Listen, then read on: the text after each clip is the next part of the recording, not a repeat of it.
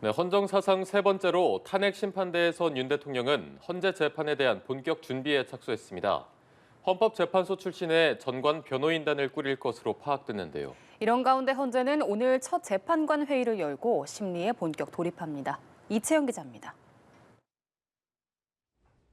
윤석열 대통령은 탄핵 심판 대비를 위해 변호인 물색에 주력하며 변론 대응을 본격 준비 중인 걸로 알려졌습니다.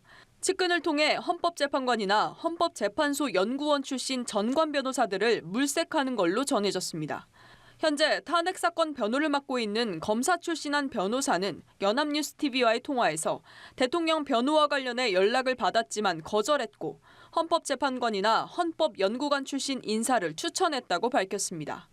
일각에서는 박근혜 전 대통령의 탄핵 심판 주심이었던 강일원 전 재판관의 이름도 거론됩니다. 강 전 재판관은 지난 2022년 이른바 검수완박 법률의 위헌 여부를 가릴 권한쟁의 심판을 제기했을 때 법무부와 검찰의 대리인으로 나선 바 있습니다. 탄핵 심판과 별개로 검경의 수사가 진행 중인 내란 사건 변호인단은 검찰 선배 김홍일 전 방통위원장 등 측근들 합류가 유력합니다.